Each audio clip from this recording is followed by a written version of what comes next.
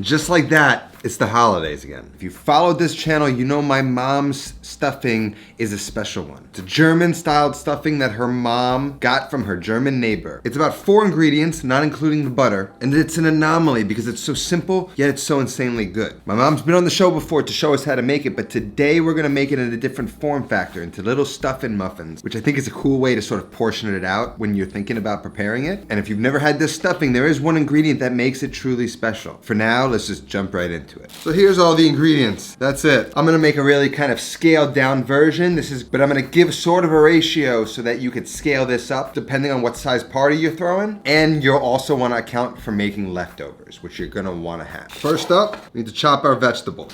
Now the reason why I wanted to recover this recipe is because my mom is not really good at communicating the things she did or how she kind of did it by feel. And a lot of what I do on this show is learn things from people and then try and translate them into a way that others can actually learn from. So I've been working on trying to figure out her ratio, and I think I figured it out. So the ratio is basically gonna be like, for every 1 loaf of bread, Arnold's country white bread specifically and only, I'm gonna want 4 cups of chopped celery and then 4 cups of chopped onion. This is a 4-cup measuring cup. I'm gonna wash these real quick. And that might be enough in and of itself. You know, if you ever see these, save these for salads. The most flavorful part of the celery. Just go through and get those out of there. Just give these a quick wash. We just want to run those through some water, get those cleaned and dried off, and then we're gonna slice each celery stalk in half. And what we want to do is cut those little strips into like a 1/2 inch by 1/2 inch dice. Some of those might be a little too big. You want them to have a little bit of texture, but if they're too big, they won't cook through all the way and they might be a little crunchy at the end.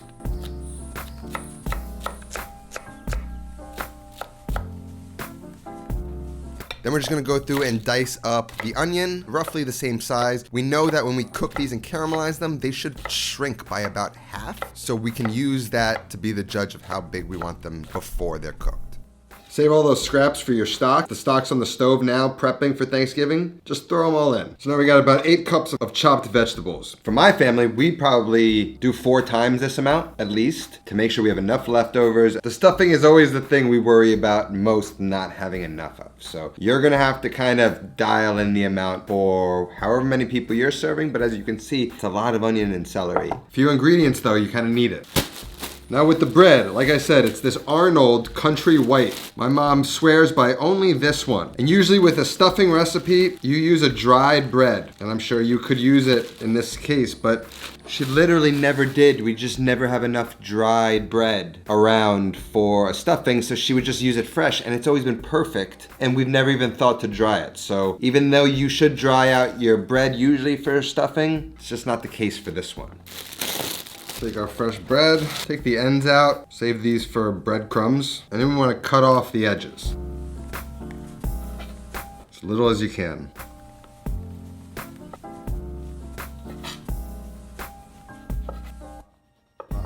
Put some of my breadcrumb in, let that dry out. Then we just want to go into cubes. And we just want to slice those into these little strips, and then those strips into a nice little square dice, bigger than the onions and celery, maybe like 1 inch by inch. Doesn't have to be perfect, obviously. You just get out the biggest bowl you can.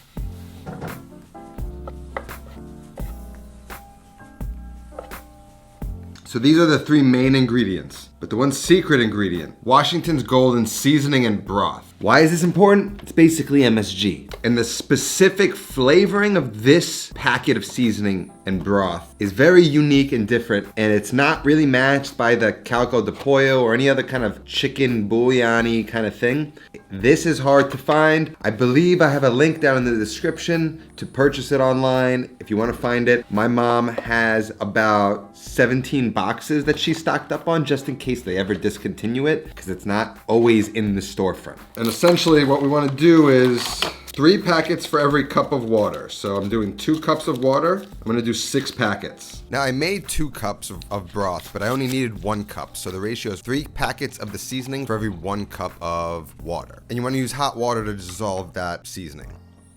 So we got our 4 main ingredients. These are all the ingredients. I didn't include butter as the 4, but it is a major ingredient, unsalted, you want to get. It's the simplest stuffing recipe or dressing recipe you're ever gonna see. And it's probably gonna be your favorite. Let's get it on the stove. First thing we're gonna do is we're gonna caramelize the onions and the celery. I'm gonna do them one at a time. On Thanksgiving Day, I usually do 2 pans side by side to speed this up. I'm gonna go on high heat to start, and we're gonna use just a lot of butter. So whenever I see the pan just a little bit dry, add a little knob of butter. And once the onions start to brown a little bit, I like to turn the heat down just a little bit, just so none of those sugars coming out of the onions char and caramelize too hard. Keeping them lubed up really nicely makes them caramelize the proper way. And once they're properly caramelized, just add them into that bowl of bread.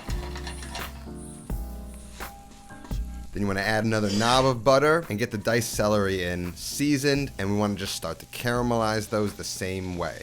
Get that heat back up on high. And like I said, I cut these a little too big maybe, so it took a while for these to get softened, but you want to make sure they get soft. If they're hard at the point that you add them to the bread, then they're probably going to stay crunchy once the stuffing is cooked. So once that celery is browned, caramelized, and softened, add that to the bread as well. Everything goes in the bowl. Keep the nonstick pan out. Just want to mix that together a little bit, and then we're gonna go a little bit at a time, about a cup at a time, and see how we are. Now you can start to smell it. When I tested this, I forgot to make the note that I only used 1 cup instead of 2, which is why I have this extra cup. I think 1 cup is actually enough. You want it to sort of come together into like a little meatball, little bread balls almost. Yeah, I don't think I need that other cup. So you want it moist and wet bread that comes together and bakes and dries out, becomes crispy and textured, and then inside it's nice and moist. So this is perfect. So we're done with this.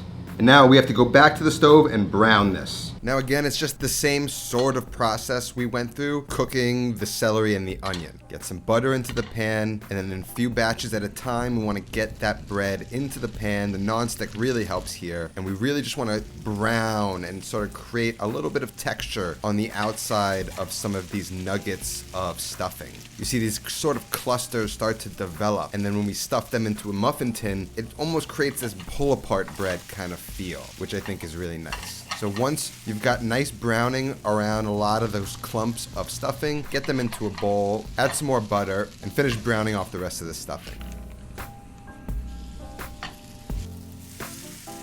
I'm only left with about a 1/4 teaspoon of that stick of butter now, so I'm going to use that to grease the inside of a muffin tin. And then once the stuffing's finished browning, we can get started forming them into the muffins.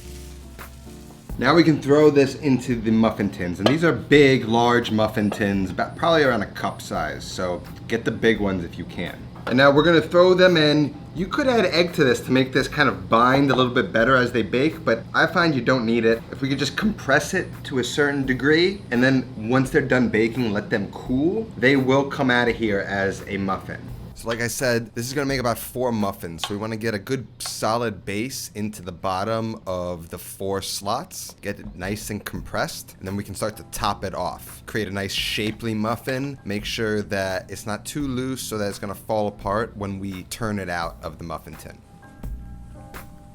For every loaf of bread, you're gonna get 4 portions out of this stuffing recipe. Plan accordingly. And now into a 400-degree oven this goes until it's really nicely brown. Maybe 30, 40 minutes. Now for all my holiday recipes, you can grab my holiday plan of attack that's linked down in the description. It's not a physical book like this. One of my fans actually owns a printing shop, and he made me this based off of my ebook. All my family's major important recipes, the way we approach Thanksgiving, everything is kind of laid out in this plan of attack. But when you purchase it for $15 down in the link in the description, you not only get all of the recipes and the plan for how to prep them ahead for Thanksgiving, you also get exclusive holiday video content that's not on this channel, along with a bunch of other resources that are gonna make planning the holidays easy. And if you're a Patreon member, you get access to the ebook with your membership to Patreon. So links down in the description. If you don't want to purchase it, there'll be a holiday playlist on my page for all my holiday videos. So however you want to plan for the holidays, there'll be something for you. Now you see this browning developing on the muffins? It's almost like a crust. That's exactly what you want to see. That textural contrast with the crunchy outside and the soft inside is what we're going for. We're just gonna pull those out of the oven, let them cool for 5 to 10 minutes, and then turn those out onto a wire rack. Now, if you're prepping this the night before, you could chill these overnight and then toss these onto a sheet tray the next day, and then bake those to get them hot, cooked through, and that exterior to get crusty again. And then you just go on top with some beautiful turkey gravy, which I have a recipe for, and you've got one of the most delicious stuffing recipes you've ever sunk your teeth in. One that has texture, but is still nice and moist in the inside. Get it away from me. It's one of my favorite recipes in the world. Baking it like a muffin is kind of nice and fun and easy when you're kind of prepping the event. It's easy to imagine how much each person is gonna get because it's already sort of pre-portioned. Again, recipes down in the description, a link to my holiday plan of attack. Link to my Patreon is also down in the description. That's all that I have today. I'll see you next time. Until then, take care of yourself and go feed yourself.